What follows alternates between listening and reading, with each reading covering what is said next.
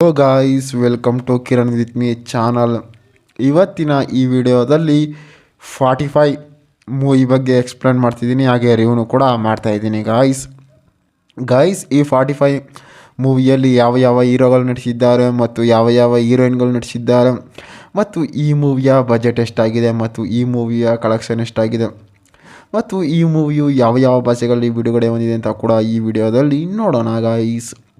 Guys ಈ 45 ಮೂವಿಯಲ್ಲಿ ಉಪೇಂದ್ರ ಅವರಾಗಿರ್ಬೋದು ಮತ್ತು ಶಿವರಾಜ್ ಕುಮಾರ್ ಅವರಾಗಿರ್ಬೋದು ಮತ್ತು ರಾಜ್ ಬಿ ಶೆಟ್ಟಿ ಅವರಾಗಿರ್ಬೋದು ಈ ಮೂವಿಯಲ್ಲಿ ನಟಿಸಿದ್ದಾರೆ.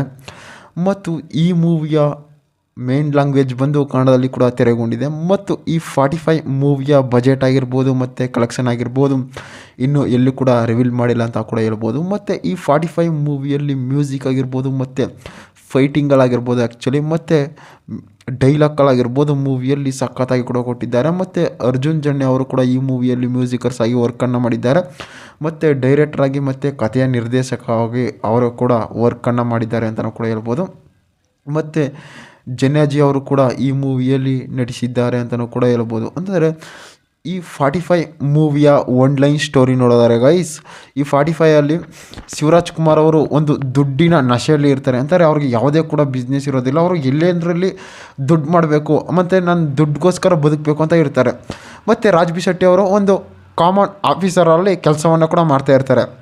ಮತ್ತು ಉಪೇಂದ್ರ ಅವ್ರು ಏನು ಮಾಡ್ತಾರೆ ಅಂತಂದರೆ ಅವ್ರದ್ದೇ ಆದ ಒಂದು ಜಗತ್ತು, ಆ ಜಗತ್ತಿನಲ್ಲಿ ಯಾರೂ ಕೂಡ ಕೆಟ್ಟವ್ರು ಇರಲೇಬಾರ್ದು ಮತ್ತು ಅವರೇ ಒಳ್ಳೆಯವರಾಗಿರ್ಬೇಕು.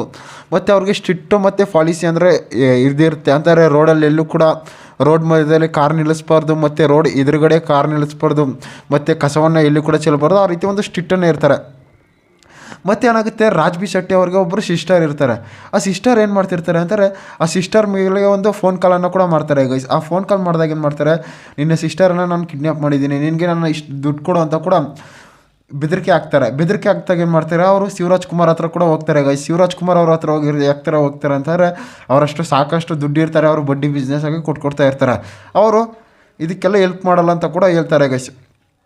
ಸರಿ ಅಂತ ಕೂಡ ಉಪೇಂದ್ರ ಅವರು ಹೋಗ್ತಾರೆ. ಉಪೇಂದ್ರ ಅವರು ಸುಮಾರಿಗೆ ಒಂದು ಸ್ವಲ್ಪ ಹೆಲ್ಪ್ ಮಾಡ್ತಾರೆ ಮತ್ತು ಅಲ್ಲಿ ಕೂಡ ಅವರ ಸಿಸ್ಟರನ್ನು ಕೂಡ ಬಿಡಿಸ್ಕೊಬರ್ತಾರೆ.